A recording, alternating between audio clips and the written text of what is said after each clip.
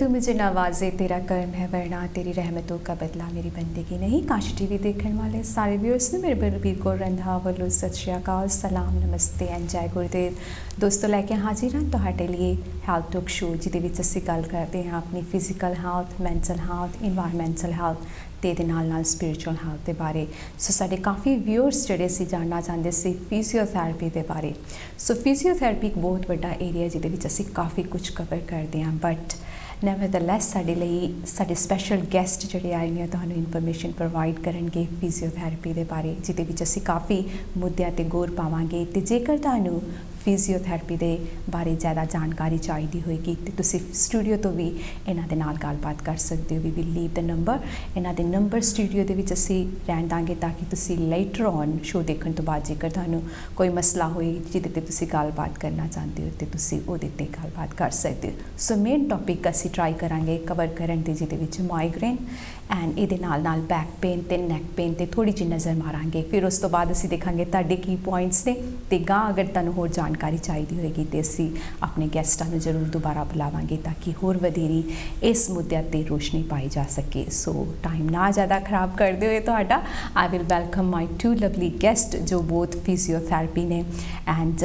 ਕਾਫੀ ਦੂਰ ਤੋਂ ਸਾਡੇ ਲਈ ਸਫ਼ਰ ਤੈਅ ਕਰਕੇ ਆਏ ਨੇ ਲੰਡਨ ਤੋਂ, ਐਂਡ ਅਸੀਂ ਵੈਲਕਮ ਕਰਦੇ ਹਾਂ ਦੋਵਾਂ ਦਾ। ਸੌਰਵ ਸ਼ਰਮਾ ਜੋ ਕਿ ਫਿਜ਼ੀਓਥੈਰੇਪੀ ਨੇ ਐਂਡ ਉਹਨਾਂ ਦੇ ਨਾਲ ਸਮ੍ਰਿਤੀ ਜੋ ਕਿ ਫਿਜ਼ੀਓਥੈਰੇਪੀ ਨੇ ਐਂਡ ਦੇ ਵਰਕ ਟੁਗੈਦਰ।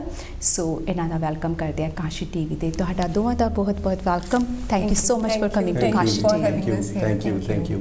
ਸੋ ਸੌਰਵ, ਤੁਸੀਂ ਤੇ ਸਮ੍ਰਿਤੀ ਇਕੱਠੇ ਕੰਮ ਕਰਦੇ ਹੋ, your husband wife is well as we mention before on our radio show is well. So ਜਿਹੜੇ ਰੇਡੀਓ ਤੋਂ ਜਾਣਦੇ ਆ ਸਾਨੂੰ, ਉਹਨਾਂ ਨੂੰ ਆਲਰੇਡੀ ਉਹਨਾਂ ਨੇ ਸ਼ੋਅ ਦੇਖਿਆ ਸੀਗਾ, ਸੁਣਿਆ ਸੀਗਾ।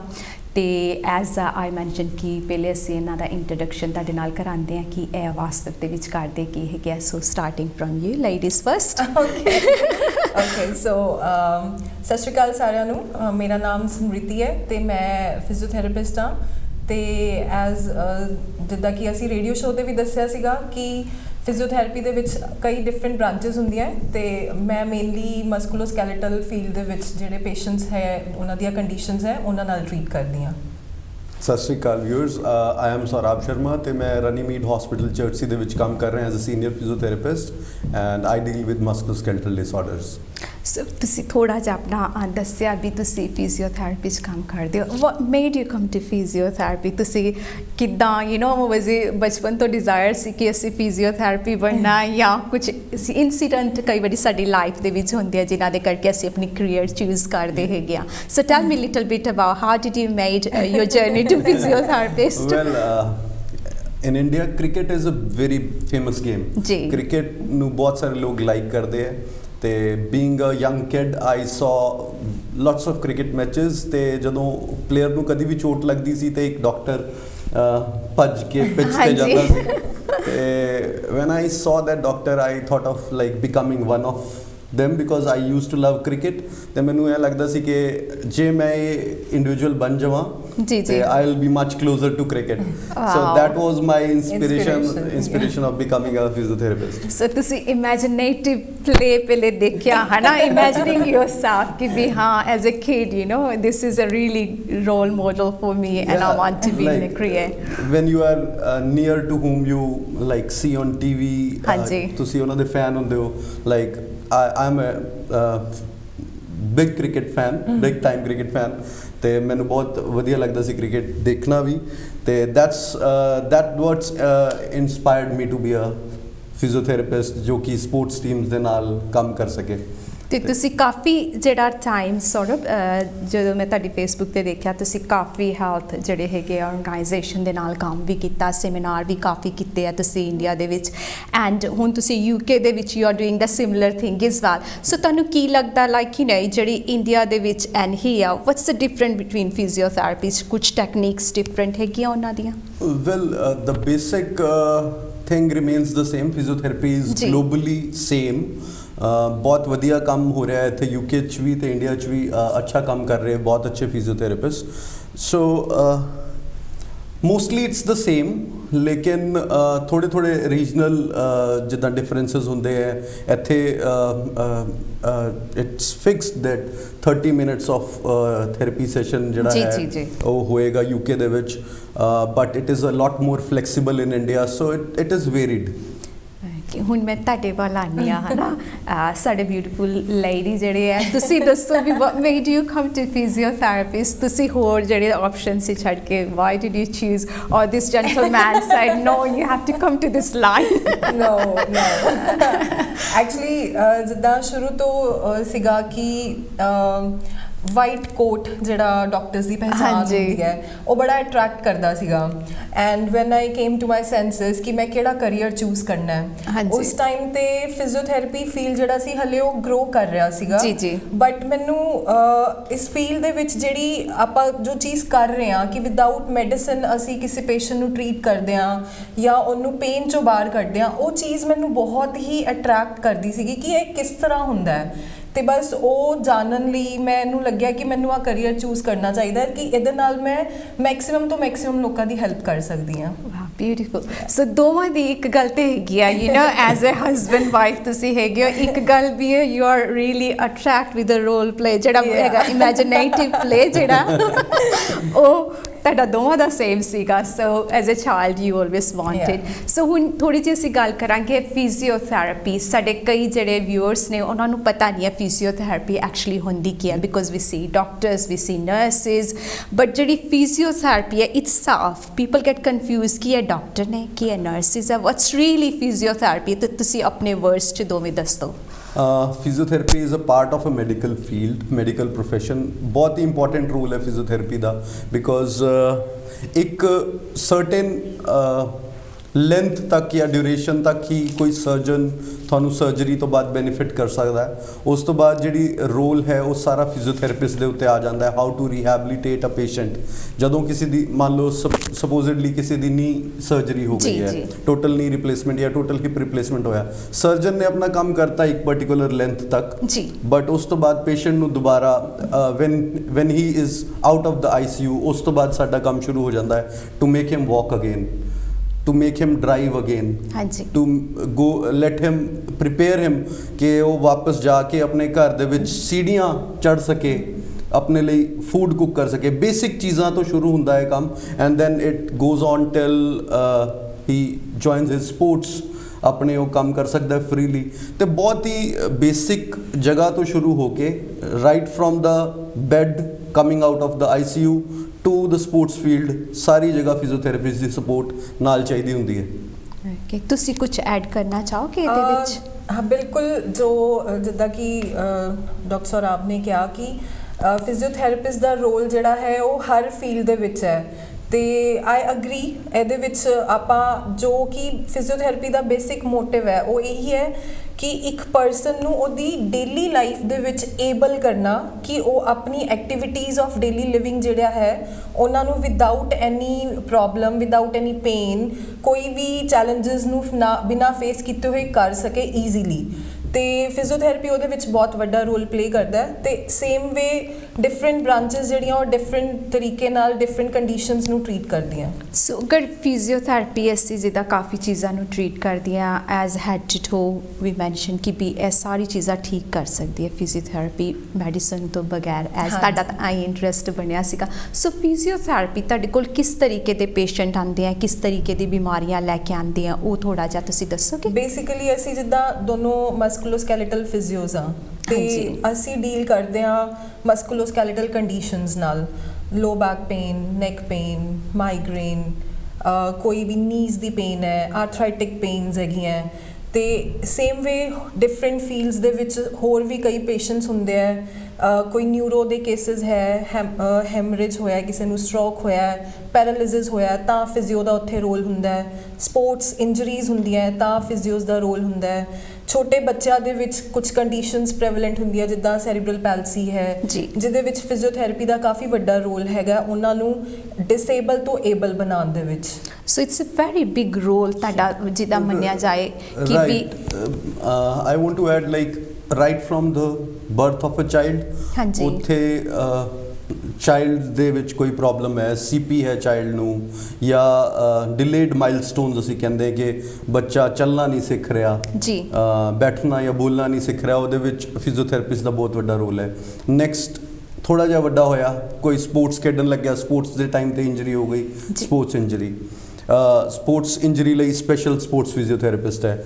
ਥੋੜੀ ਜੀ ਏਜ ਹੋਰ ਵੱਡੀ ਹੋਈ, ਦੈਨ ਕਮਸ ਫਿਜ਼ੀਓਥੈਰੇਪਿਸਟ ਜਿਹੜਾ ਕਿ ਮਸਕੂਲੋਸਕੇਲਟਲ ਫਿਜ਼ੀਓ ਹੈ, ਬੈਕ ਪੇਨ, ਨੈਕ ਪੇਨ, ਬੜੀ common age groups middle ages ਦੇ ਵਿੱਚ ਹੈ।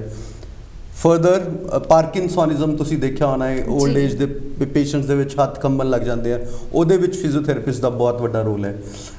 So right from the child birth till the very old age physiotherapist ਦਾ ਬਹੁਤ ਹੀ ਵੱਡਾ ਰੋਲ ਹੈ। ਇਹਦੇ ਵਿੱਚ musculoskeletal physios, neuro physios, paediatric physios, women health physios. So there is a vast field of physiotherapy ਜਿਹਦੇ ਵਿੱਚ ਡਿਫਰੈਂਟ ਸਪੈਸ਼ਲਾਈਜੇਸ਼ਨਸ ਦੇ ਜਿਹੜੇ ਫਿਜ਼ੀਓਜ਼ ਹੈ ਦੇ help to a great extent. So ਕਿੱਥੇ ਕਿੱਥੇ ਫਿਜ਼ੀਓਥੈਰੇਪੀ ਸਾਨੂੰ ਵੇਖਣ ਨੂੰ ਮਿਲਦੇ ਹੈਗੇ ਆ? Like mostly it's in a private setup, or you can find them in the NHS as well. So they are in the gyms, they are in the hospitals, they are in sports teams, they are in clubs, health clubs. So various kind of setups a physiotherapist works in. So it can be a gym, hospital, or a nursing home, or individually private health care हो सकता है. So there are multiple setups where physiotherapists work. Depending on ਤੁਹਾਡੀ need ਦੇ according to your need, ਅਗਰ child ਦੀ need ਹੈ ਕੁਝ ਹੋਰ ਹੈ ਐਡਲਟ ਨੇ ਨਾਲੋਂ ਤੇ according to ਉਹਦੀ ਨੀਡ ਪਲਾਨ ਬਣਾ ਕੇ ਫਿਰ ਤੁਸੀਂ ਹੋਰ ਕਿਹਦੇ ਨਾਲ ਤੁਸੀਂ ਕੰਮ ਕਰਦੇ ਹੈਗੇ ਹੋ as working in a hospital or as you have your private clinic? ਕਿਹੜੇ ਪ੍ਰੋਫੈਸ਼ਨਲ ਤੁਹਾਡੇ ਨਾਲ ਕੰਮ ਕਰਦੇ ਨੇ? ਦੇਖੋ ਪੇਸ਼ੈਂਟਸ ਜਦੋਂ ਆਉਂਦੇ ਆ ਸਾਡੇ ਕੋਲ, ਉਹ ਤਾਂ ਕਦੀ ਉਹ ਡਾਇਰੈਕਟ ਅਪਰੋਚ ਵੀ ਆਉਂਦੇ ਆ ਕਿ ਡਾਇਰੈਕਟ ਉਹ ਸਾਡੇ ਕੋਲ ਆਉਂਦੇ ਆ, ਉਹ ਅਵੇਅਰ ਨੇ ਕਿ ਮੈਨੂੰ ਆ ਪੇਨ ਹੈ, ਲੋ ਬੈਕ ਪੇਨ ਹੈ ਜਾਂ ਮੇਰੇ ਨੀਸ 'ਚ ਪੇਨ ਹੈ, ਤਾਂ ਮੈਂ ਇੱਕ ਫਿਜ਼ੀਓ ਨੂੰ ਅਪਰੋਚ ਕਰਕੇ ਇਹਦਾ ਟਰੀਟਮੈਂਟ ਕਰਵਾ ਸਕਦਾ ਜਾਂ ਕਰਵਾ ਸਕਦੀ ਹਾਂ। ਬਟ ਸਮਟਾਈਮਸ ਕਈਆਂ ਨੂੰ ਹਜੇ ਵੀ ਫਿਜ਼ੀਓਥੈਰੇਪੀ ਦਾ ਇੰਨਾ ਰੋਲ ਦਾ ਪਤਾ ਨਹੀਂ ਹੁੰਦਾ, ਤਾਂ ਉਹ ਇੱਕ ਜਨਰਲ ਪ੍ਰੈਕਟੀਸ਼ਨਰ ਕੋਲ ਜਾ ਕੇ ਜਾਂ ਕਿਸੇ ਵੀ ਕੰਸਲਟੈਂਟ ਤੋਂ ਜਦੋਂ ਜਾਂਦੇ ਨੇ ਤਾਂ ਉੱਥੋਂ ਵੀ ਉਹਨਾਂ ਨੂੰ ਰੈਫਰਲ ਮਿਲ ਜਾਂਦਾ ਹੈ ਕਿ ਤੁਸੀਂ ਹੁਣ ਇੱਥੋਂ ਦੀ ਅੱਗੇ ਫਿਜ਼ੀਓਥੈਰੇਪੀ ਟਰੀਟਮੈਂਟ ਲਓ ਜਿਹੜਾ ਕਿ ਤੁਹਾਨੂੰ ਇਫੈਕਟਿਵ ਹੋਏਗਾ ਇਹਦੇ ਵਿੱਚ। ਸੋ ਇਨ ਅ ਵੇ ਤੁਸੀਂ ਜਿਹੜੀ ਫਿਜ਼ੀਓਥੈਰੇਪੀ ਹੈ you can access from GP and you can self refer yourself as well. So ਜੇਕਰ ਤੁਹਾਨੂੰ ਫਿਜ਼ੀਓਥੈਰੇਪੀ ਇਜ਼ ਐਕਸਰਸਾਈਜ਼ ਜਿਹੜੀ ਕਈ ਵਾਰੀ ਅਸੀਂ ਉੱਦਾਂ ਕਈ ਮੈਂਸ਼ਨ ਅਸੀਂ ਪਹਿਲੇ ਵੀ ਕੀਤਾ ਸੀ ਵੀ ਜਿਹੜੀ ਫਿਜ਼ੀਓਥੈਰੇਪੀ ਹੁੰਦੀ ਹੈ ਇਹ ਐਕਸਰਸਾਈਜ਼ ਕਰਾ ਕੇ ਐਂਡ ਡਿਫਰੈਂਟ ਟੈਕਨੀਕਸ ਜਿਹੜੀਆਂ ਹੈਗੀਆਂ ਯੂਜ਼ ਕਰਕੇ ਤੁਹਾਡੀ ਸਟਰੈਂਥ ਵਧਾਈ ਜਾਂਦੀ ਹੈ, ਜੋ ਕਿ ਸੌਰਵ ਸਾਨੂੰ ਹੋਰ ਦੱਸਣਗੇ ਵੀ ਇਹ ਜਿਹੜੀ ਫਿਜ਼ੀਓਥੈਰੇਪੀਜ਼ ਨੇ ਕਿਸ ਤਰੀਕੇ ਦੇ ਨਾਲ ਕੀ ਟੈਕਨੀਕਸ ਐਕਚੁਅਲੀ ਯੂਜ਼ ਹੁੰਦੀਆਂ ਨੇ ਇਹਦੇ ਵਿੱਚ। Well there are many techniques that can be used. ਜੋ ਅਸੀਂ ਫਿਜ਼ੀਓਥੈਰੇਪਿਸਟ ਹਾਂ ਮੇਨਲੀ 2 ਕੈਟੇਗਰੀਜ਼ ਦੇ ਵਿੱਚ ਟੈਕਨੀਕਸ ਨੂੰ ਕਲਾਸੀਫਾਈ ਕਰਦੇ ਹਾਂ। One is hands on, other one is hands off. Hands on techniques ਦਾ ਮਤਲਬ ਹੈ ਜੋ ਥੈਰੇਪਿਸਟ ਪੇਸ਼ੈਂਟ ਦੇ ਨਾਲ ਕਰ ਰਿਹਾ ਹੈ, ਜਿੱਦਾਂ ਕਿ ਮੈਨੀਪੂਲੇਸ਼ਨ, ਮੋਬਿਲਾਈਜੇਸ਼ਨਸ, ਟਿਸ਼ੂ ਨੂੰ ਟੱਚ ਕਰ ਰਿਹਾ ਹੈ, ਡਰਾਈ ਨੀਡਲਿੰਗ, ਐਕਿਊਪੰਚਰ ਦਾ ਯੂਜ਼ ਕਰ ਰਿਹਾ ਹੈ ਜਾਂ ਫਿਰ ਟੇਪਿੰਗ ਯੂਜ਼ ਕਰ ਰਿਹਾ ਹੈ। Multiple techniques if I start naming them all ਔਰ ਸਾਰਾ ਸ਼ੋਅ ਸਾਡਾ ਖਤਮ ਹੋ ਜਾਏਗਾ। But there are multiple techniques ਜਿਹੜੀ ਫਿਜ਼ੀਓਥੈਰੇਪਿਸਟ ਨੂੰ ਟ੍ਰੇਨਿੰਗ ਹੁੰਦੀ ਹੈ ਜਿਸ ਚੀਜ਼ ਦੀ over a period of like 4.5 years of bachelor's degree followed by masters, and if you go further it's the PhDs. So it's a very vast field when it comes to techniques. There are other techniques called as hands off techniques ਜਿਹਦੇ ਵਿੱਚ mostly patient ਨੂੰ guide ਕਰਦਾ, patient ਨੂੰ ਅਸੀਂ guide ਕਰਦੇ ਹਾਂ how to do it himself। ਤੇ ਇਹਦੇ ਵਿੱਚ how you deliver your messages, exercise, rehab protocol, patient the requirement ਦੇ ਅਕੋਰਡਿੰਗ ਟੇਲਰਡ ਰੀਹੈਬ ਦੇਣਾ ਉਹਨੂੰ ਪੇਸ਼ੈਂਟ ਨੂੰ। Suppose if the patient is having ਜੇ ਮੰਨ ਲਓ ਉਹਨੂੰ ਬੈਕ ਪੇਨ ਹੈ ਤੇ ਬੈਕ ਦੇ ਵਿੱਚ ਕੋਈ ਪਰਟੀਕੂਲਰ ਮਸਲ ਜਿਹੜਾ ਟਾਈਟ ਹੋ ਗਿਆ ਤੇ we give them such exercise rehab programme ਜਿਹਦੇ ਵਿੱਚ ਉਹੀ ਮਸਲ ਟਾਰਗੇਟ ਹੋਏਗਾ। rather than doing everything ਸਾਰੀ exercises net ਤੋਂ search ਕਰਕੇ ਕਰਨ ਤੋਂ better ਹੈ you do a pinpoint treatment. If you have problem writing 1 2 3 1 2 3 ਲਿਖਣ 'ਚ problem ਹੈ, ਜਿੰਨੀ ਮਰਜ਼ੀ writing ਦੀ practice ਕਰ ਲਓ ABC, you will not get the solution. So finding the exact cause and giving the exact solution, ਬਹੁਤ ਸਾਰੀ techniques available ਹੈ। So different according to ਤੁਹਾਡੀ health condition. So ਸੌਰਵ ਜੇਕਰ ਕਿਸੇ ਨੂੰ ਮੰਨ ਲਓ stroke ਹੋਇਆ ਸੋ ਸਟ੍ਰੋਕ ਦੇ ਥਰੂ ਐਜ਼ ਅ ਥੈਰੇਪੀ ਤੁਸੀਂ ਕਿਸ ਤਰੀਕੇ ਦੇ ਨਾਲ ਦੋਗੇ, because stroke is quite common in our Asian community. Stroke ਦਾ ਜਿਹੜਾ ਸਭ ਤੋਂ ਪਹਿਲਾ ਜਿਹੜਾ ਅਸੀਂ ਮੋਸਟ ਕਾਮਨ ਪ੍ਰੈਵਲੈਂਟ ਫੈਕਟਰ ਕਾਰਨ ਜਿਹੜਾ ਹੈ ਉਹ ਹੈ ਹਾਈ ਬਲੱਡ ਪ੍ਰੈਸ਼ਰ। ਤੇ high blood pressure it's because of sedentary lifestyle. At the very first मैं कहना चाहूँगा जिन्ने भी साढ़े viewers हैं exercises ਜਿਹੜੀਆਂ ਹੈ stroke is one of the biggest problems ਜਿਹੜੀ ਕਿ ਬਹੁਤ ਹੀ ਜ਼ਿਆਦਾ debilitating state ਦੇ ਵਿੱਚ ਲੈ ਕੇ ਆਉਂਦੀ ਹੈ। ਤੇ it's better to keep yourself healthy, keep a low salt low sodium diet। ਇੱਕ ਚੀਜ਼ ਮੈਂ advise ਕਰਾਂਗਾ।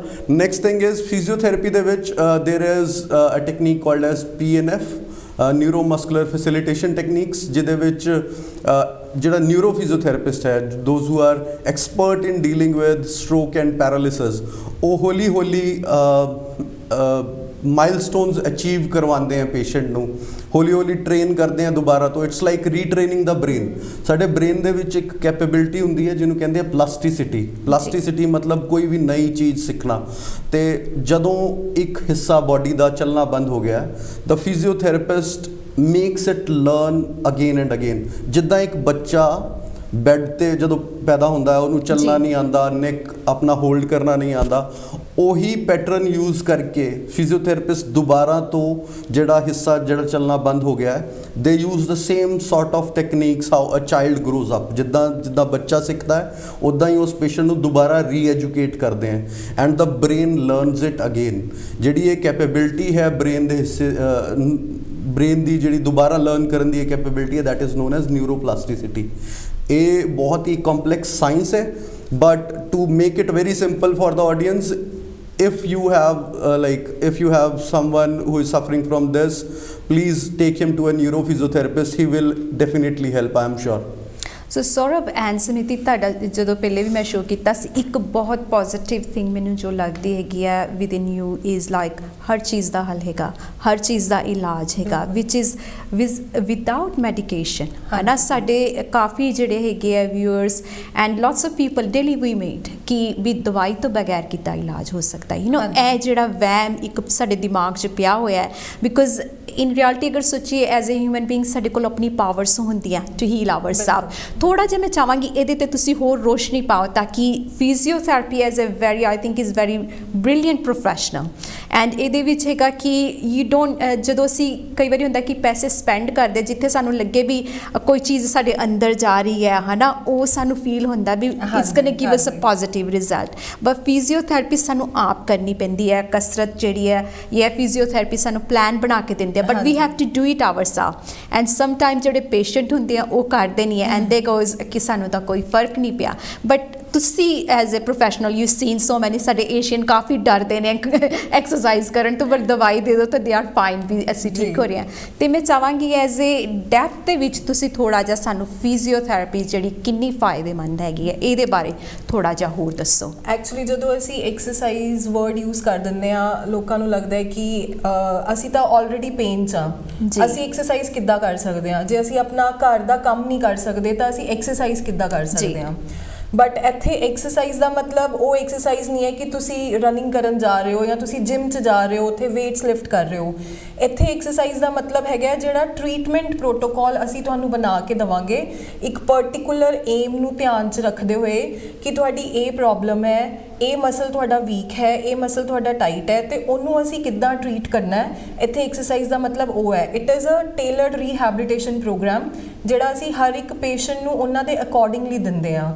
ਇਹਦੇ 'ਚ ਇੱਦਾਂ ਨਹੀਂ ਹੈ ਕਿ ਇੱਕ ਜਨਰਲ ਪਾਪੂਲੇਸ਼ਨ ਨੂੰ ਤੁਸੀਂ ਦੱਸ ਦਿੰਦੇ ਹੋ ਕਿ ਹਾਂ ਤੁਸੀਂ ਇਹ ਐਕਸਰਸਾਈਜ਼ ਕਰ ਰਹੇ ਹੋ।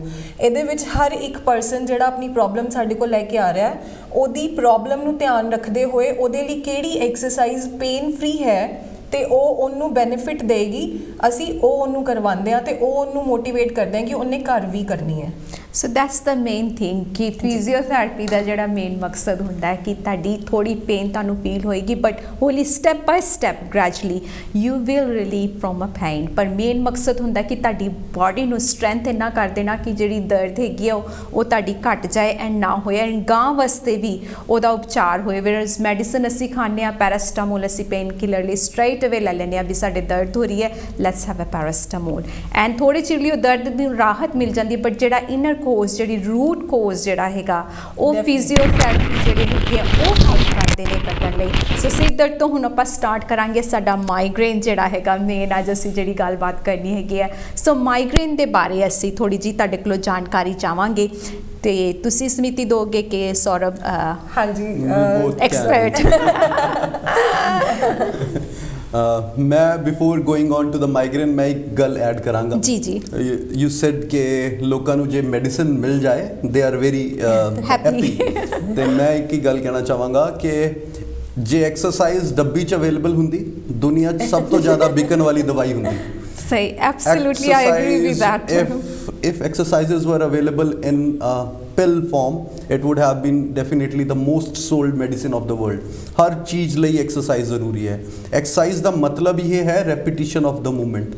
ਕੋਈ ਚੀਜ਼ ਤੁਹਾਨੂੰ ਨਹੀਂ ਲਿਖਣੀ ਆ ਰਹੀ, suppose ਇੱਕ ਬੱਚਾ ਹੈ ਉਹਨੂੰ ABCD ਲਿਖਣੀ ਔਖੀ ਲੱਗਦੀ ਹੈ and if you make him write ABCD again, that's an exercise for him। ਅਸੀਂ ਜਦੋਂ ਛੋਟੇ ਸੀਗੇ ਮੈਥ ਦੀ ਬੁੱਕ 'ਚ ਹੁੰਦਾ ਸੀ solve the exercise। ਉਹ ਜਿਹੜੇ ਔਖੇ ਸਵਾਲ ਸੀਗੇ ਬਾਰ-ਬਾਰ you need to write it solve it, that was exercise. ਅਸੀਂ ਐਕਸਰਸਾਈਜ਼ਸ ਨੂੰ ਬਹੁਤ ਹੀ ਇੱਕ ਇਸ ਤਰੀਕੇ ਨਾਲ ਸਮਝਣਾ ਸ਼ੁਰੂ ਕਰਤਾ ਕਿ ਇਟ ਵਿਲ ਬੀ ਪੇਨਫੁਲ, ਇਹਦੇ ਨਾਲ ਮੇਰਾ ਪੇਨ ਵੱਧ ਜਾਏਗਾ। But definitely like human body is capable of healing itself. I am not anti medicine. बहुत सारी वधिया दवाइयाँ हैं, बहुत सारी लाइफ सेविंग दवाइयाँ हैं जो कि ज़रूरत है पेशेंट्स ਨੂੰ डायबिटीज़ ਲਈ, कैंसरस ਲਈ। So we are not anti medicine, we work closely with the doctors. ਅਸੀਂ ਡਾਕਟਰਸ ਦੇ ਨਾਲ ਵੀ ਕੰਮ ਕਰਦੇ ਹਾਂ ਬਟ ਫਿਜ਼ੀਓਥੈਰੇਪਿਸਟ ਨੂੰ ਸੈਲਫ ਹੀਲਿੰਗ ਪ੍ਰੋਪਰ ਜਿਹੜੀ ਬੋਡੀ ਦੀ ਕੈਪੇਬਿਲਿਟੀ ਹੈ ਐਕਸਰਸਾਈਜ਼ ਕਰਕੇ ਸਟਰੈਂਥਨ ਕਰਨਾ ਕਿਸੇ ਨੂੰ, that is very much required। While coming on to the migraine is of like a very debilitating, बहुत ਤੰਗ ਕਰਨ ਵਾਲੀ ਬਿਮਾਰੀ ਹੈ ਲੋਕਾਂ ਲਈ because ਮੋਸਟਲੀ ਇੱਕ ਕਾਮਨ ਮਿਥ ਅਵੇਲੇਬਲ ਹੈ ਸੋਸਾਇਟੀ ਦੇ ਵਿੱਚ, ਪ੍ਰੈਵਲੈਂਟ ਹੈ ਇਹ ਕਿ ਮਾਈਗ੍ਰੇਨ ਦਾ ਕੋਈ ਇਲਾਜ ਨਹੀਂ ਹੈ, ਜਿੰਨੀ ਮਰਜ਼ੀ ਦਵਾਈ ਖਾ ਲਓ, ਇਹਦਾ ਕੋਈ ਟ੍ਰੀਟਮੈਂਟ ਅਵੇਲੇਬਲ ਨਹੀਂ ਹੈ। But this is wrong. ਤੇ ਮਾਈਗ੍ਰੇਨ ਜਿਹੜਾ ਹੈ ਮੋਸਟਲੀ ਇਟਸ ਡਿਪੈਂਡੈਂਟ ਅਪੋਨ ਕਿ ਕਿਸ ਏਰੀਆ ਦੇ ਵਿੱਚ ਹੈਡ ਦੇ ਕਿਸ ਏਰੀਆ ਦੇ ਵਿੱਚ ਤੁਹਾਨੂੰ ਸਿਰ ਦਰਦ ਹੈ।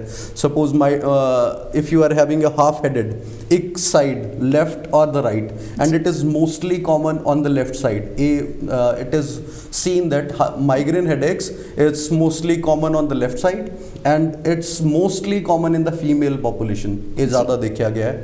ਬਟ ਇਹਦੇ ਵਿੱਚ ਅਸੀਂ ਮੈਡੀਕਲ ਫੀਲਡ ਦੇ ਵਿੱਚ ਮਜ਼ਾਕ ਵੀ ਕਰਦੇ ਹਾਂ ਕਿ ਜਿਹੜੀ ਲੇਡੀਜ਼ ਹੈ ਉਹ ਦਿਮਾਗ ਨਾਲ ਜ਼ਿਆਦਾ ਸੋਚਦੀਆਂ but that is just a joke।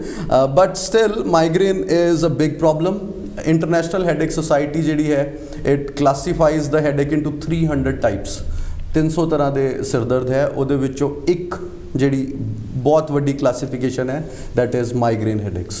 ਸੋ ਜਦੋਂ ਅਸੀਂ ਮਾਈਗ੍ਰੇਨ ਦੀ ਗੱਲ ਕਰਦੇ ਹਾਂ and we include women, so I want to go more further into it because is it ਕਿਉਂਕਿ women's bodies change so much, ਜਿੱਦਾਂ ਮੈਨੋਪੋਜ਼ ਹੋ ਗਏ ਜਾਂ ਫਿਰ ਪ੍ਰੈਗਨੈਂਸੀ ਹੋ ਗਈ, ਹੋਰ ਕਈ ਇਸ਼ੂ ਹੁੰਦੇ ਕਿ ਇਹਨਾਂ ਦਾ ਇਫੈਕਟ ਉਸ ਕਰਕੇ ਵੀ ਪੈਂਦਾ। ਜਿੱਦਾਂ ਕਿ ਡਾਕਟਰ ਸਾਹਿਬ ਨੇ ਹੁਣੇ ਦੱਸਿਆ ਕਿ ਇੰਟਰਨੈਸ਼ਨਲ ਹੈਡੇਕ ਸੁਸਾਇਟੀ ਨੇ ਮੋਰ ਦੈਨ 300 ਟਾਈਪਸ ਦੇ ਵਿੱਚ ਹੈਡੇਕਸ ਨੂੰ ਕੈਟੇਗਰਾਈਜ਼ ਕੀਤਾ ਹੈ ਤੇ ਉਹਦੇ ਵਿੱਚ ਹੀ ਇੱਕ ਟਾਈਪ ਜਿਹੜੀ ਹੈ ਉਹ ਮੈਂਸਟਰਲ ਹੈਡੇਕ ਵੀ ਹੈ ਕਿ ਜਦੋਂ ਵੀ ਪੀਰੀਅਡਸ ਆਣੇ ਹੁੰਦੇ ਹੈ ਜਾਂ ਮੈਂਸਟਰਲ ਸਾਈਕਲ ਸਟਾਰਟ ਹੋਣ ਵਾਲਾ ਹੁੰਦਾ ਹੈ ਤਾਂ ਬਹੁਤ ਸਾਰੀ ਲੇਡੀਜ਼ ਨੂੰ ਇਹ ਕੰਪਲੇਂਟ ਆਉਂਦੀ ਹੈ ਕਿ ਉਹਨਾਂ ਨੂੰ ਹੈਡੇਕ ਰਹਿੰਦੀ ਹੈ ਜਾਂ ਇੱਦਾਂ ਹੀ ਜੇ ਕੋਈ ਬਾਹਰ ਜਾਂਦਾ ਹੈ, ਧੁੱਪ 'ਚ ਜਾਂਦਾ ਹੈ ਤਾਂ ਹੈਡੇਕ ਰਹਿੰਦੀ ਹੈ ਜਾਂ ਬਾਲ ਟਾਈਟਲੀ ਬੰਨ੍ਹ ਲੈਂਦੇ ਆ ਤਾਂ ਹੈਡੇਕ ਰਹਿੰਦਾ ਹੈ। ਤੇ ਡੈਫੀਨੇਟਲੀ ਉਹ ਬਾਡੀ ਦੇ ਵਿੱਚ ਜਿਹੜੇ ਹੋਰ ਹਾਰਮੋਨਲ ਚੇਂਜਸ ਹੈ ਉਹਨਾਂ ਦੇ ਨਾਲ ਵੀ ਲਿੰਕਡ ਹੈ।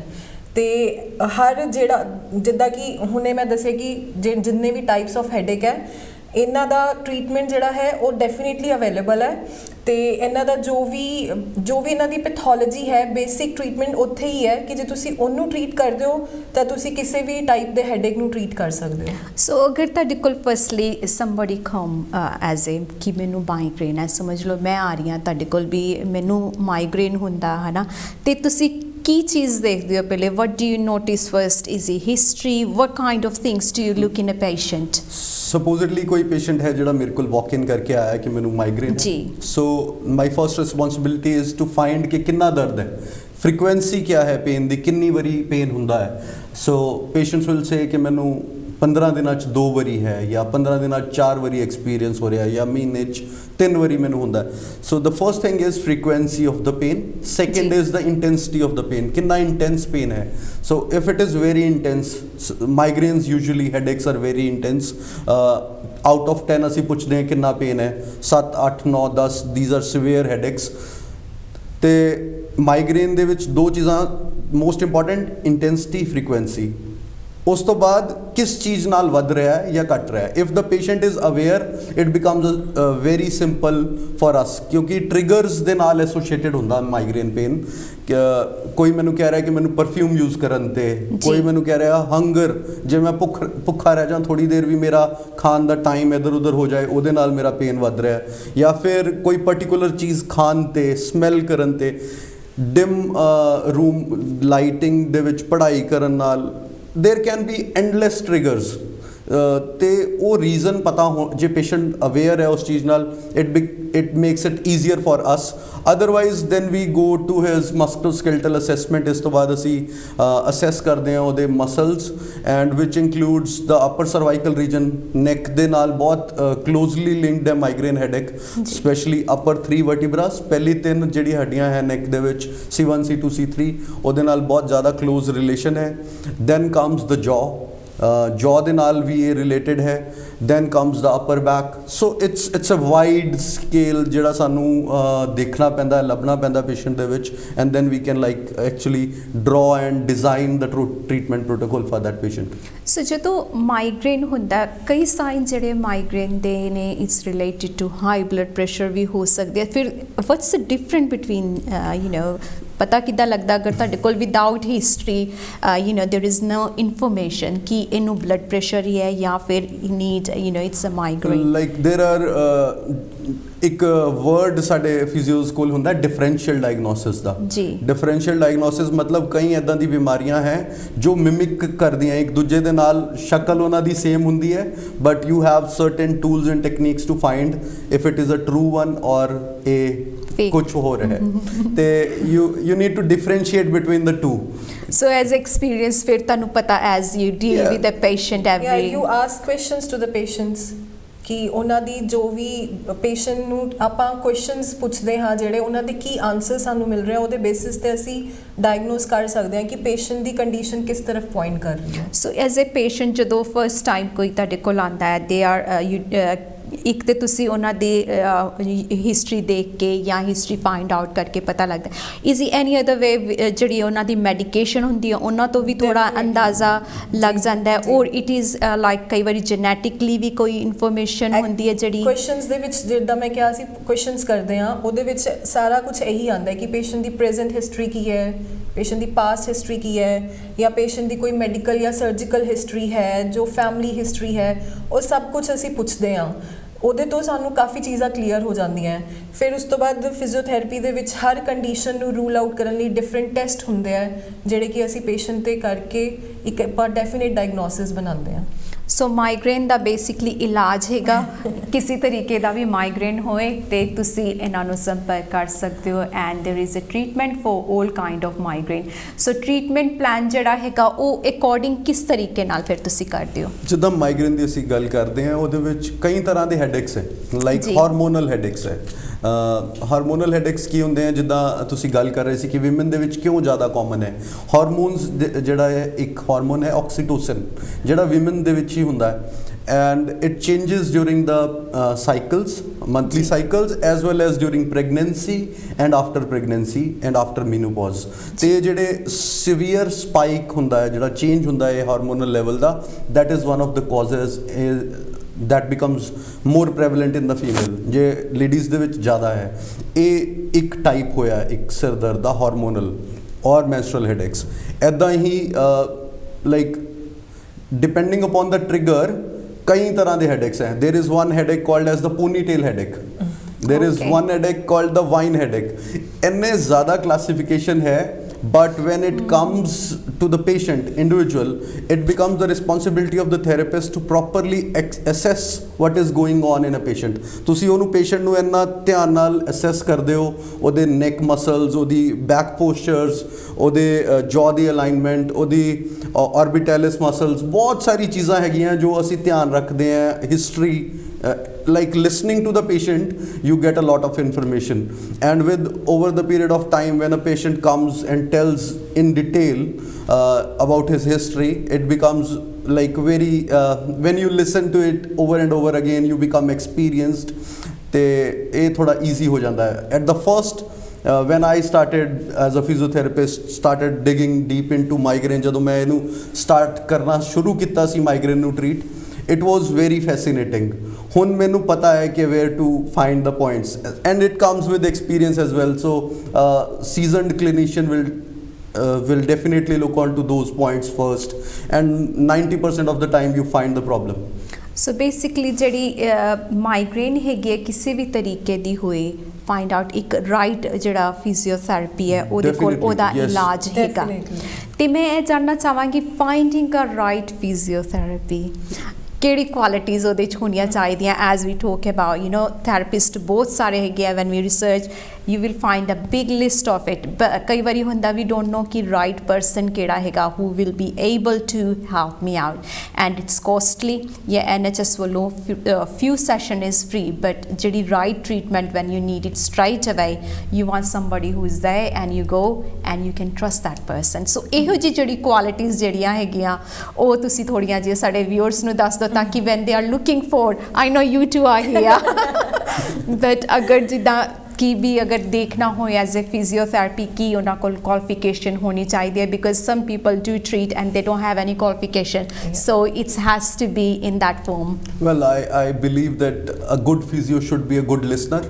ਕੋਈ ਵੀ ਡਾਕਟਰ ਹੈ ਜੇ ਤੁਹਾਡੀ ਗੱਲ ਹੀ ਨਹੀਂ ਸੁਣ ਰਿਹਾ, may it be any medical professional, any nurse, any doctor, any GP, any physio, if he is not listening to you seriously, then don't go to that person.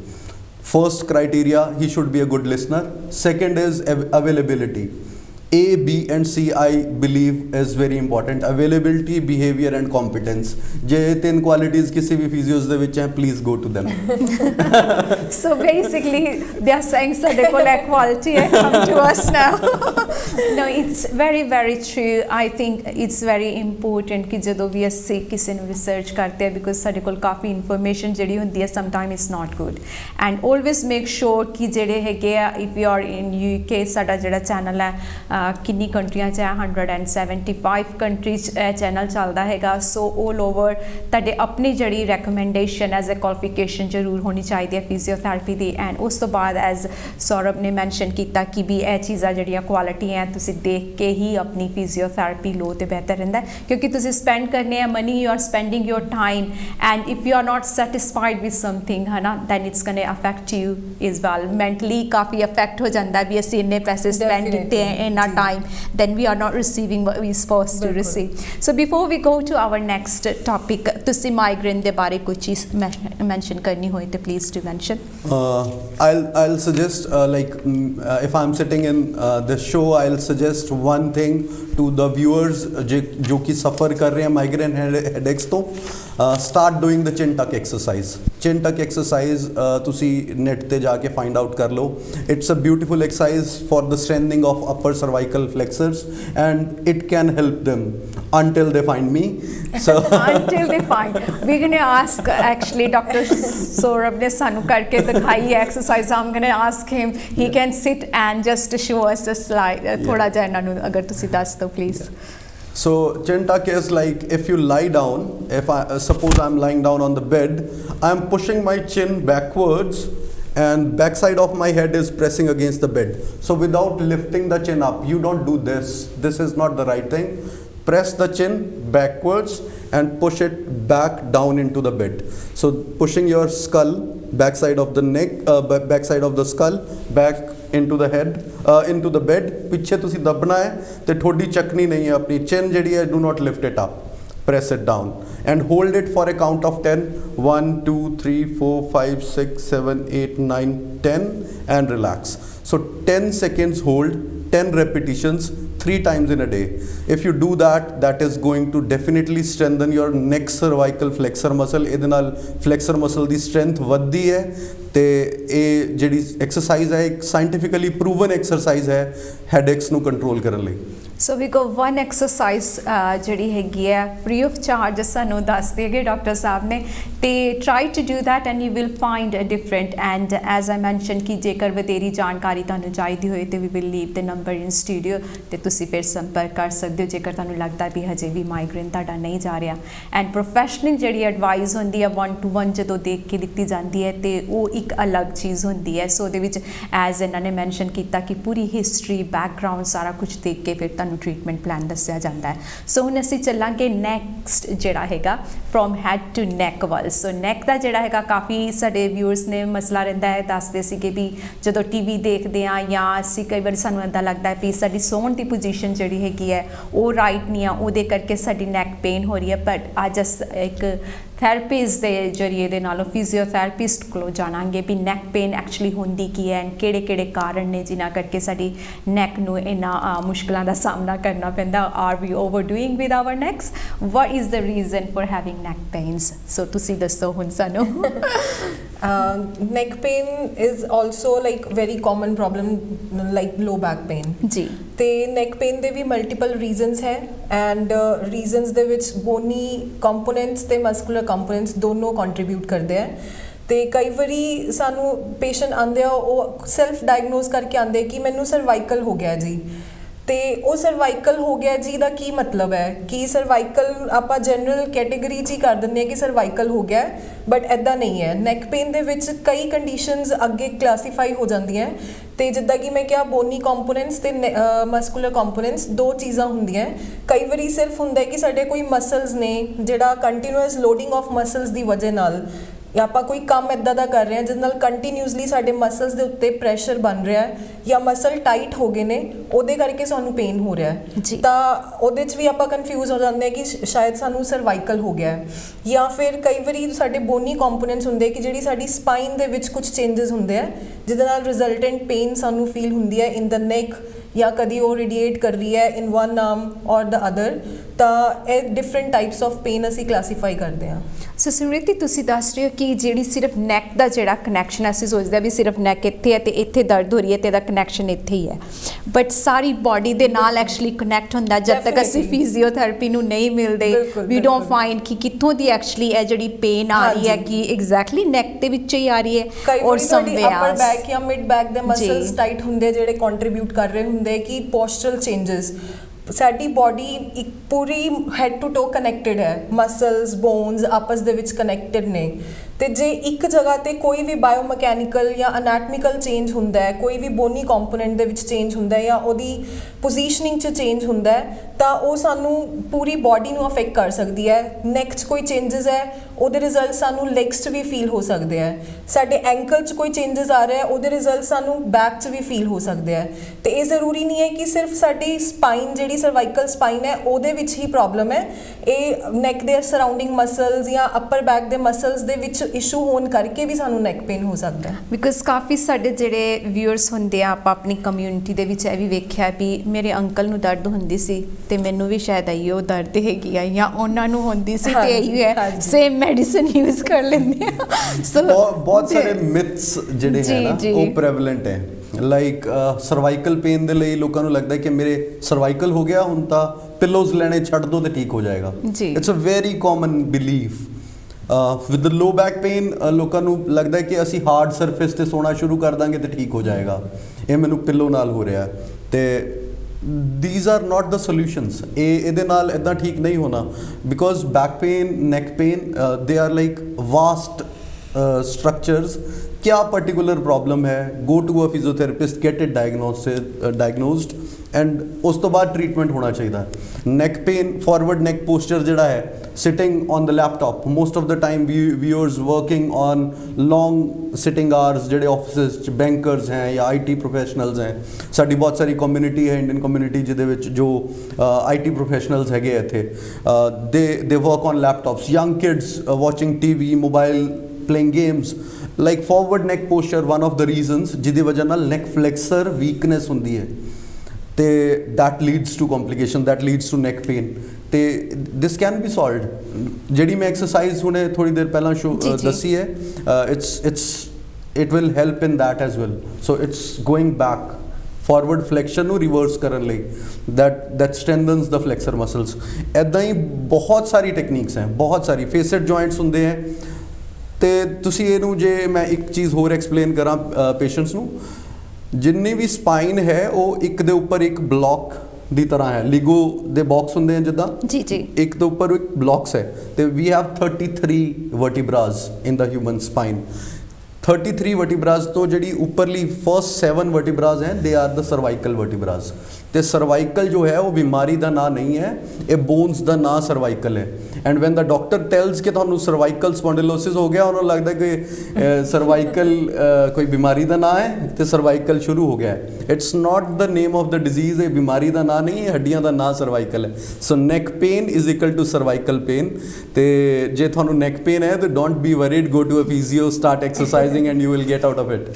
ਸੋ ਬਹੁਤ ਈਜ਼ੀ ਤਰੀਕੇ ਦੇ ਨਾਲ ਤੁਹਾਡਾ ਨੈਕ ਪੇਨ ਜਾ ਸਕਦਾ ਹੈ। And advice is that ਸਾਡੇ physiotherapy ਆਈਓ ਕਹਿ ਰਿਹਾ ਕਿ ਐਜ਼ ਪ੍ਰੋਫੈਸ਼ਨਲ ਕੋਲ ਜਦੋਂ ਤੱਕ ਤੁਸੀਂ ਨਹੀਂ ਜਾਂਦੇ ਉਦੋਂ ਤੱਕ ਤੁਹਾਨੂੰ ਪਤਾ ਨਹੀਂ ਲੱਗਦਾ ਕਿ ਕਿਸ ਕਾਈਂਡ ਆਫ ਜਿਹੜੀ ਨੈਕ ਦੀ ਕਿਹੜੀ ਜਿਹੜੀ ਦਰਦ ਹੈਗੀ ਹੈ ਤੁਹਾਡੇ ਲਈ ਰਾਹਤ ਦੇ ਸਕਦੀ ਹੈ as doing physiotherapy. So they provide you the right guidance, ਕਿਉਂਕਿ ਪ੍ਰੋਫੈਸ਼ਨਲੀ ਸਲਾਹ ਜਿਹੜੀ ਲੈਣੀ ਜ਼ਰੂਰੀ ਹੈਗੀ ਆ। ਗੂਗਲ ਤੇ ਵੀ ਅਸੀਂ ਰਿਸਰਚ ਕਰਦੇ ਵੀ ਨੈਕ ਪੇਨ ਪਾ ਕੇ ਤੇ we try to do all sort of things. ਤੇ ਮੁੜ ਕੇ ਫਿਰ add one thing, ਬੜੀ ਕਾਮਨ ਇੱਕ ਕੰਡੀਸ਼ਨ ਹੁੰਦੀ ਹੈ ਜਿਹਦੇ ਵਿੱਚ ਨੈਕ ਤੋਂ ਬਾਂਹ ਦੇ ਵਿੱਚ ਦਰਦ ਆ ਰਿਹਾ ਹੁੰਦਾ ਹੈ, ਰੇਡੀਏਟਿੰਗ ਪੇਨ ਡਾਊਨ ਦਾ ਆਰਮ। ਤੇ ਉਸ ਪੇਨ ਦੇ ਬੜੇ ਕਾਮਨ ਕੇਸਿਸ ਹੈਗੇ ਆ। If it comes in the left hand it becomes like angina. ਲੋਕਾਂ ਨੂੰ ਲੱਗਦਾ ਕਿ ਅਸੀਂ A&E ਜਾਈਏ, ਇੱਕ ਵਾਰੀ ਚੈੱਕ ਕਰਾ ਕੇ ਆਈਏ ਕਿ ਮੇਰਾ ਹਾਰਟ ਫੰਕਸ਼ਨ ਠੀਕ ਕਰ ਰਿਹਾ ਕਿ ਨਹੀਂ। ਹਾਂਜੀ। ਤੇ neck radiating to the left, it scares the patient because ਕਿਉਂਕਿ ਹਾਰਟ ਪੇਸ਼ੈਂਟ ਦੇ ਜਿਹੜੇ ਸਿੰਪਟਮ ਹੁੰਦੇ ਆ ਹਾਰਟ ਅਟੈਕ ਦੇ, it's very similar to the cervical radiculopathy pain. ਤੇ ਤੁਸੀਂ definitely if you have any symptom in the left arm you go to A&E, get it checked thoroughly. But if your heart is all right, definitely it's the cervical radiculopathy. It can be either the left arm or the right arm. ਤੇ ਕਿਸੇ ਵੀ ਬਾਜੂ ਦੇ ਵਿੱਚ ਹੋ ਸਕਦਾ ਹੈ। ਤੇ if you are suffering from that, take 2 pillows. Start taking 2 pillows. ਤੇ ਪਿੱਲੋ ਛੱਡਨੇ ਨਹੀਂ ਹੈ ਇਸ ਸਿਚੁਏਸ਼ਨ ਦੇ ਵਿੱਚ। You instead advise the patient to take 2 pillows. Normally ਲੋਕਾਂ ਦਾ ਮਿਥ ਹੈ ਕਿ ਆਪਾਂ ਪਿੱਲੋ ਤੋਂ ਬਿਨਾਂ ਸੋ ਜਾਈਏ। ਹਾਂਜੀ ਹਾਂਜੀ। ਬਟ ਇਹਦੇ ਵਿੱਚ ਤੁਸੀਂ 2 ਤੋਂ 3 ਪਿੱਲੋਜ਼ ਲਓ। ਉਹ ਰੀਜ਼ਨ ਬਿਹਾਈਂਡ ਕੀ ਹੈ? ਉਹਦੇ ਵਿੱਚ ਕੀ ਹੁੰਦਾ ਹੈ ਕਿ ਜਿਹੜੀ ਨਰਵ ਕੰਪਰੈਸ ਹੋ ਰਹੀ ਹੁੰਦੀ ਹੈ ਉਹਨੂੰ if you flex down ਤੇ ਤੁਹਾਨੂੰ ਨੈਕ ਦੇ ਵਿੱਚ ਐਕਸਟਰਾ ਸਪੇਸ ਮਿਲਦਾ ਹੈ ਨਰਵ ਨੂੰ ਐਗਜ਼ਿਟ ਕਰਨ ਲਈ, ਤੇ ਪੇਸ਼ੈਂਟ ਦੇ ਸਿੰਪਟਮਸ ਕਾਮ ਡਾਊਨ ਹੋ ਜਾਂਦੇ ਹਨ। We do a test called as Spurling test, ਜਿਹਦੇ ਵਿੱਚ ਪੇਸ਼ੈਂਟ ਨੂੰ ਉੱਪਰ ਦੇਖਦੇ ਹੀ ਇੱਕਦਮ ਬਾਂਹ ਦੇ ਵਿੱਚ ਦਰਦ ਆਉਂਦਾ ਹੈ। ਤੇ it is advised to take 2 ਪਿੱਲੋਜ਼। ਤੇ ਪਿੱਲੋਜ਼ ਦੇ ਉੱਤੇ ਸਾਡੀ ਆਦਤ ਹੋ ਗਈ ਹੈ ਪੇਸ਼ੈਂਟਸ ਦੀ ਨਾ, ਸਾਰਾ ਜੋ ਵੀ ਪ੍ਰੋਬਲਮ ਫੇਸ ਕਰ ਰਹੇ ਹਾਂ ਉਹ ਸਭ ਐਕਸਟਰਨਲ ਹੈ। ਜੇ ਮੈਨੂੰ ਪੇਨ ਹੋ ਰਿਹਾ ਹੈ ਤੇ ਇਹ ਪਿੱਲੋ ਗਲਤ ਹੈ, ਮੈਟਰਸ ਗਲਤ ਹੈ, ਮੈਂ ਚਾਹੇ ਐਕਸਰਸਾਈਜ਼ ਕਰਾਂ ਨਾ ਕਰਾਂ, ਆਈ ਐਮ ਐਬਸੋਲੂਟਲੀ ਫਾਈਨ। ਤੇ it is what we see absolutely, like most of the time patients blame it and we have to tell that if the problem is inside we have the solution inside. ਜੇ ਮੇਰਾ mechanical ਲੋ back pain ਹੈ, ਜੇ ਮੇਰੇ neck ਦੀ ਵਰਟੀਬਰਾਸ ਇੱਕ ਆਪਣੀ ਜਗ੍ਹਾ ਤੇ ਨਹੀਂ ਹੈ, ਥੋੜਾ ਜਿਹਾ ਡਿਸਪਲੇਸ ਹੋ ਗਈਆਂ, ਤੇ I need to strengthen my muscles to bring them back. ਉਹ ਪੇਨ ਕਿਲਰ ਵਾਲੀ ਗੋਲੀ it can act as a paint in front of a leakage, but it will not solve the actual problem. जब तक वो root cause problem solve नहीं होएगी, it will not give you the solutions. एकदम सही गल है, क्योंकि ਅਸੀਂ ਮੰਨ ਲਈਏ ਘਰ 'ਚ ਸਫਾਈ ਨਾ ਕਰੀਏ, ਇੱਕ ਪਾਸੇ ਕੂੜਾ ਰੱਖ ਦਈਏ, ਸਮੈਲ ਉਹਦੀ ਸਾਨੂੰ ਆਉਂਦੀ ਰਹਿਣੀ ਹੈ ਜਦ ਤੱਕ ਉਹ ਸਫਾਈ ਜਿਹੜੀ ਕੀਤੀ ਹੈ ਉਹਦਾ ਤਾਂ ਹੀ ਪੈਦਾ ਜਿਹੜਾ ਕੂੜਾ ਅਸੀਂ ਬਾਹਰ ਕੱਢ ਦਈਏ। ਸੋ ਐਕਸਰਸਾਈਜ਼ ਜਿਹੜੀ ਹੈਗੀ ਹੈ ਸਾਡੀ ਬਰੀਦਿੰਗ, ਹਾਰਟ ਸਾਰਿਆਂ ਨੂੰ ਮਜ਼ਬੂਤ ਕਰਦੀ ਹੈ। ਤੇ ਤੁਸੀਂ ਕੀ ਕਹਿਣਾ ਚਾਹੋਗੇ ਵੀ ਕਿੰਨੀ ਕੁ ਐਕਸਰਸਾਈਜ਼ ਕਰਨੀ ਚਾਹੀਦੀ ਹੈ ਤਾਂ ਕਿ ਅਸੀਂ ਆਪਣੇ ਸਰੀਰ ਨੂੰ ਮਜ਼ਬੂਤ ਰੱਖ ਸਕੀਏ, ਬਿਹਤਰ ਬਣਾ ਸਕੀਏ ਐਜ਼ ਅ ਫਿਜ਼ੀਓਥੈਰੇਪਿਸਟ? ਐਕਸਰਸਾਈਜ਼ ਜਿੱਦਾਂ ਕਿ ਮੈਂ ਸਟਾਰਟਿੰਗ 'ਚ ਵੀ ਕਿਹਾ ਕਿ ਐਕਸਰਸਾਈਜ਼ ਕਈ ਤਰ੍ਹਾਂ ਦੀ ਹੁੰਦੀ ਹੈ, ਐਂਡ ਜਦੋਂ ਤੁਸੀਂ ਤੁਸੀਂ ਇੱਕ ਵੈਲ ਬੀਇੰਗ ਲਈ ਐਕਸਰਸਾਈਜ਼ ਦੀ ਗੱਲ ਕਰਦੇ ਹੋ, ਉਹਦੇ ਵਿੱਚ ਅਸੀਂ ਨਾਰਮਲ ਫਿਜ਼ੀਕਲ ਐਕਟੀਵਿਟੀ ਦੀ ਗੱਲ ਕਰਦੇ ਹਾਂ। ਚਾਹੇ ਤੁਸੀਂ ਵਾਕ ਕਰਨ ਜਾਓ, ਚਾਹੇ ਤੁਸੀਂ ਜੌਗ ਕਰਨ ਜਾਓ, ਜੇ ਤੁਸੀਂ ਜਿਮ ਜਾ ਸਕਦੇ ਹੋ ਤਾਂ ਜਾਓ, ਬਟ ਜ਼ਰੂਰੀ ਨਹੀਂ ਹੈ ਕਿ ਤੁਹਾਡੇ ਕੋਲ ਜਿਮ ਜਾਣ ਲਈ ਟਾਈਮ ਨਹੀਂ ਹੈ ਤੇ ਤੁਸੀਂ ਵਾਕ ਜਾਂ ਰਨਿੰਗ ਜਾਂ ਜੌਗਿੰਗ ਨੂੰ ਐਕਸਰਸਾਈਜ਼ ਨਹੀਂ ਕਹਿ ਸਕਦੇ। ਡੈਫੀਨੇਟਲੀ ਉਹ ਵੀ ਇੱਕ ਤੁਹਾਡੀ ਫਿਜ਼ੀਕਲ ਐਕਟੀਵਿਟੀ ਹੈ ਜਿਹੜੀ ਤੁਹਾਡੀ ਵੈਲ ਬੀਇੰਗ ਦੇ ਵਿੱਚ ਕੰਟਰੀਬਿਊਟ ਕਰ ਰਹੀ ਹੈ। ਬਟ ਜਦੋਂ ਤੁਸੀਂ ਕਿਸੇ ਪ੍ਰੋਬਲਮ ਦੇ ਨਾਲ ਆਉਂਦੇ ਹੋ ਤੇ ਉਹਦੇ ਵਿੱਚ ਆਪਾਂ ਐਕਸਰਸਾਈਜ਼ ਦੀ ਗੱਲ ਕਰਦੇ ਹਾਂ, ਉਹ ਐਕਸਰਸਾਈਜ਼ ਡਿਫਰੈਂਟ ਹੁੰਦੀ ਹੈ ਤੇ ਉਹ ਤੁਹਾਡੀ ਪ੍ਰੋਬਲਮ ਦੇ ਫੇਜ਼, ਤੁਸੀਂ ਪ੍ਰੋਬਲਮ ਦੇ ਕਿਹੜੇ ਫੇਜ਼ ਦੇ ਵਿੱਚ ਹੋ ਉਹਦੇ ਅਕੋਰਡਿੰਗਲੀ ਐਕਸਰਸਾਈਜ਼ ਹੁੰਦੀ ਹੈ, ਜਿਹਨੂੰ ਕਿ ਅਸੀਂ ਟੇਲਰਡ ਰੀਹੈਬਿਲਿਟੇਸ਼ਨ ਪ੍ਰੋਟੋਕਾਲ ਦੇ ਨਾਮ ਤੋਂ ਕਹਿ ਦਿੰਦੇ ਹਾਂ, ਜਿਹਦੇ ਵਿੱਚ ਅਸੀਂ different types of exercises suggest ਕਰਦੇ ਹਾਂ ਅਕੋਰਡਿੰਗ ਟੂ ਤੁਹਾਡੀ ਕੈਪੇਬਿਲਿਟੀ। ਇਹ ਬਹੁਤ ਵਧੀਆ ਤੁਸੀਂ ਆਨਸਰ ਦਿੱਤਾ। I am 100% agri with you. ਪਤਾ ਕੀ ਹੁੰਦਾ, ਕਈ ਵਾਰੀ ਜਿਹੜੇ ਪੇਸ਼ੈਂਟ ਫਿਜ਼ੀਓਥੈਰੇਪੀ ਕੋਲ ਜਾਂਦੇ ਆ, ਉਹ ਕਹਿੰਦੇ ਅਸੀਂ ਤਾਂ ਐਕਸਰਸਾਈਜ਼ ਆਲਰੇਡੀ ਕਰ ਰਹੇ ਹਾਂ, ਵੀ ਆਰ ਡੂਇੰਗ ਆਲਰੇਡੀ। ਅੱਧੇ ਘੰਟੇ ਦੀ, ਮੈਂ ਤਾਂ 1.5 ਘੰਟੇ ਦੀ ਐਕਸਰਸਾਈਜ਼ ਕਰਦੀ ਹਾਂ। when it comes to exercises, ਹਾਂਜੀ, people especially from our background, we all are Punjab. I know my mother, when I tell her कि exercise, she'll say कि मेरे तो काम ही है ना because it is we start relating the physical activity is equal to exercise. No, physical activity is different, exercises are different. ਤੇ ਜੇ ਮੈਨੂੰ ਕੋਈ problem ਹੈ ਤਾਂ ਮੈਂ if I start writing with a pen without any intention, I'll not be writing any word. ਲੇਕਿਨ ਜਦੋਂ ਮੈਂ ਉਹਨੂੰ ਇੱਕ particular direction 'ਚ move ਕਰੂੰਗਾ, it becomes an alphabet. ਤੇ ਉਹਦਾ meaning ਵੀ ਹੁੰਦਾ ਹੈ। Exercises are done with a goal. Physical activity, chalna is not an exercise, but when you are not able to walk and then you walk, it becomes an exercise. Absolutely. So simple words, ਮੰਨ ਲਓ ਅਗਰ ਤੁਹਾਡਾ ਹੱਥ ਦਰਦ ਹੋ ਰਿਹਾ, ਉਹਦੀ ਤੁਹਾਨੂੰ ਐਕਸਰਸਾਈਜ਼ ਦਿੱਤੀ ਜਾਂਦੀ ਹੈ ਤਾਂ ਉਹ ਹੈਂਡ ਰਿਲੀਫ ਲਈ ਹੈ। ਜੇਕਰ ਤੁਸੀਂ ਘਰ ਤੇ ਹੋਰ ਜਿੰਨੀਆਂ ਮਰਜ਼ੀ ਤੁਸੀਂ ਐਕਸਰਸਾਈਜ਼ ਕਰ ਰਹੇ ਹੋ, ਰਨਿੰਗ ਕਰ ਰਹੇ ਹੋ, that's nothing to do to improve your hand. So hand improvement ਲਈ ਇੱਕ ਸਪੈਸ਼ਲ ਐਕਸਰਸਾਈਜ਼, ਟਾਰਗੇਟ ਕੀਤੀ ਗਈ ਐਕਸਰਸਾਈਜ਼ ਜਿਹੜੀ ਦਿੱਤੀ ਜਾਂਦੀ ਹੈ ਫਿਜ਼ੀਓਥੈਰੇਪੀ ਤੁਹਾਡੀ ਸਟਰੈਂਥ ਵਧਾਉਣ ਲਈ, ਜਾਂ ਸਰਟਨ ਚੀਜ਼ ਜਿਹੜੀਆਂ ਹੈਗੀਆਂ ਤੁਹਾਡੇ ਹੈਂਡ ਦੇ ਵਿੱਚ ਠੀਕ ਕਰਨ ਵਾਸਤੇ ਦਿੱਤੀ ਜਾਂਦੀ ਹੈ, ਉਹ ਟਾਰਗੇਟ ਕੀਤਾ ਜਾਂਦਾ ਵੀ ਇਸ ਪੁਆਇੰਟ ਦੇ ਵਿੱਚ, ਇਸ ਏਰੀਆ ਦੇ ਵਿੱਚ ਸਾਨੂੰ ਸਟਰੈਂਥਨਿੰਗ ਦੀ ਲੋੜ ਹੈਗੀ ਹੈ। ਸੋ ਇਸ ਕਰਕੇ ਜਿਹੜੀ ਦੂਸਰੀ ਐਕਸਰਸਾਈਜ਼ ਤੁਸੀਂ ਜਿੰਨੀ ਮਰਜ਼ੀ ਕਰ ਲਓ, ਪਰ ਉਸ ਚੀਜ਼ ਤੇ ਤੁਹਾਡਾ ਇਫੈਕਟ ਨਹੀਂ ਪਏਗਾ ਜਦ ਤੱਕ ਤੁਸੀਂ ਟਾਰਗੇਟ ਕਰਕੇ ਉਸ ਚੀਜ਼ ਦੀ ਇੰਪਰੂਵਮੈਂਟ ਨਹੀਂ ਕਰਦੇ, ਜੋ ਕਿ ਫਿਜ਼ੀਓਥੈਰੇਪੀ ਤੁਹਾਨੂੰ ਦੱਸਦੇ ਆ ਵੀ ਇਸ ਤਰੀਕੇ ਨਾਲ ਇਹ ਸਰਟਨ ਐਕਟੀਵਿਟੀ ਕਰਨੀ ਹੈ, ਹੈਂਡ ਨੂੰ ਬੋਲ ਦੇ ਨਾਲ ਉੱਤੇ ਥੱਲੇ ਕਰਨਾ। ਤੁਸੀਂ ਕਹਿੰਦੇ ਹੋ ਵੀ ਇਹ ਕੀ ਹੈ, we are doing exercise already, but ਨਹੀਂ, ਇੱਕ ਬੋਲ ਦੇ ਨਾਲ ਕੀਤੀ ਗਈ ਹੈਂਡ ਦੀ exercise is totally different and compare to walking. So ਉਹ ਜਿਹੜੀ ਸਟਰੈਂਥ ਹੈਗੀ ਹੈ ਉਹ ਸਿਰਫ ਉਸੇ ਐਕਸਰਸਾਈਜ਼ ਦੇ ਨਾਲ ਆਣੀ ਹੈਗੀ ਆ। ਤੁਸੀਂ ਕੁਝ ਹੋਰ ਇਹਦੇ ਵਿੱਚ ਐਡ ਕਰਨਾ ਚਾਹੋਗੇ before we go to little bit more further and we got really less time left as well? I'm just watching that now. I just want to tell exercises are important part of the life. It should be done regularly. ਹਫਤੇ 'ਚ ਜੇ ਤੁਸੀਂ 4 ਦਿਨ 30 minutes of physical activity, ਕੋਈ ਵਧੀਆ cycling, running, gymming ਜੇ ਤੁਸੀਂ ਕਰ ਰਹੇ ਹੋ ਤਾਂ it will give you good results. ਤੇ ਐਕਟਿਵ ਰਹਿਣਾ ਚਾਹੀਦਾ। ਸਿਡੈਂਟਰੀ ਲਾਈਫ ਸਟਾਈਲ ਤੋਂ ਥੋੜ੍ਹਾ ਜਿਹਾ ਜੇ ਤੁਸੀਂ ਬਚੋ, get your self involved in to physical activity, get your self, start using stairs instead of lifts. Cycle to work ਜਿਹੜੀ ਸਕੀਮਸ ਹੈ ਉਹ ਇੱਥੇ ਮੈਂ ਦੇਖੀ, ਬਹੁਤ ਵਧੀਆ ਚੀਜ਼ ਮੈਨੂੰ ਲੱਗੀ UK ਦੇ ਵਿੱਚ। It's like most of the companies, big companies are offering their EMPLOYEES cycle to work scheme, and activity is the key to success. Like motion ਜਿਹੜੀ ਹੈ, ਮੂਵਮੈਂਟ ਜਿਹੜੀ ਹੈ, that is life. if you are walking, if you are able to do things, ਇਹੀ ਸਭ ਤੋਂ ਵਧੀਆ ਚੀਜ਼ ਹੈ। ਇੰਡੀਪੈਂਡੈਂਸ ਜਿਹੜੀ ਹੈ ਐਕਟੀਵਿਟੀ ਦੇ ਵਿੱਚ, ਡੇਲੀ ਲਾਈਫ ਦੇ ਵਿੱਚ, ਇੰਡੀਪੈਂਡੈਂਟਲੀ old age ਦੇ ਵਿੱਚ, especially when old person is able to do his daily activities by himself, ਇਸ ਤੋਂ ਵਧੀਆ ਕੋਈ ਚੀਜ਼ ਨਹੀਂ ਹੋ ਸਕਦੀ।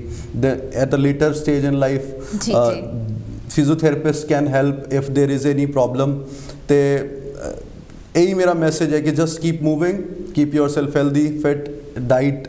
ਜਿਹੜੇ 6 doctors of the world ਹੈ, first is sleep, second is sunlight, third is food, fourth is water, fifth is rest, and sixth one is exercise। So ਇਹ ਜਿਹੜੇ 6 doctors ਹੈ, ਇਹਨਾਂ ਨੂੰ ਤੁਸੀਂ ਆਪਣੀ ਲਾਈਫ ਦਾ ਪਾਰਟ ਬਣਾਓ and you live a healthy life। ਇੱਕ quickly question before we finish our show, ਕਿ ਕਿੰਨਾ ਹਾਲਾਤਾਂ 'ਚ ਫਿਜ਼ੀਓਥੈਰੇਪੀ ਹੈਲਪ ਨਹੀਂ ਕਰ ਸਕਦੇ?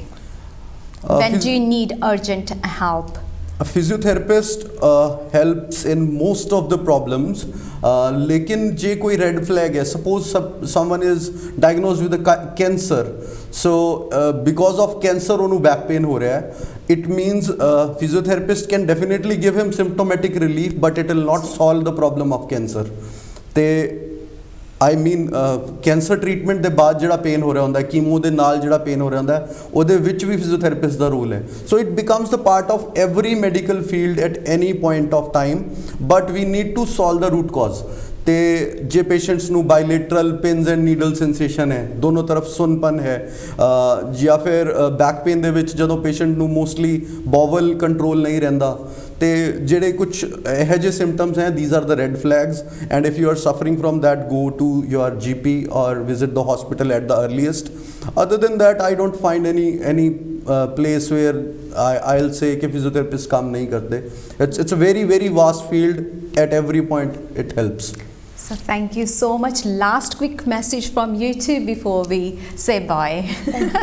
I'll say कि सिर्फ गूगल ते जाके ਤੇ ਸੈਲਫ ਡਾਇਗਨੋਸ ਕਰਕੇ ਤੁਸੀਂ ਚੀਜ਼ਾਂ ਨੂੰ ਨਾ ਫੋਲੋ ਕਰੋ. Get help. ਜੇ ਤੁਹਾਨੂੰ ਕੋਈ ਵੀ ਪ੍ਰੋਬਲਮ ਲੱਗ ਰਹੀ ਹੈ, ਆਪਣੇ ਨੀਅਰ ਬਾਏ ਫਿਜ਼ੀਓ ਨੂੰ ਜਾਂ ਜੀਪੀ ਨੂੰ ਕੰਸਲਟ ਕਰਕੇ ਉਹਨੂੰ ਪ੍ਰੋਪਰ ਡਾਇਗਨੋਸ ਕਰਵਾ ਕੇ ਫਿਰ ਹੀ ਉਹਦਾ ਟ੍ਰੀਟਮੈਂਟ ਕਰਵਾਓ. ਖੁਦ ਸੈਲਫ ਡਾਇਗਨੋਸ ਨਾ ਕਰੋ ਕਿਸੇ ਵੀ ਚੀਜ਼ ਨੂੰ. ਸੋ ਲਵਲੀ ਮੈਸੇਜ ਅਤੇ ਇਹਦੇ ਨਾਲ ਹੀ ਸਾਡਾ ਹੈਲਥ ਟਾਕ ਸ਼ੋ ਇੱਥੇ ਸਮਾਪਤ ਹੁੰਦਾ ਹੈ. ਮਿਲਾਂਗੇ ਨੈਕਸਟ ਵੀਕ ਹੋਰ ਕਿਸੇ ਗੈਸਟ ਦੇ ਨਾਲ. ਤਦ ਤੱਕ ਦੇ ਲਈ ਮੈਨੂੰ ਦਿਓ ਇਜਾਜ਼ਤ. ਜੈ ਗੁਰਦੇਵ.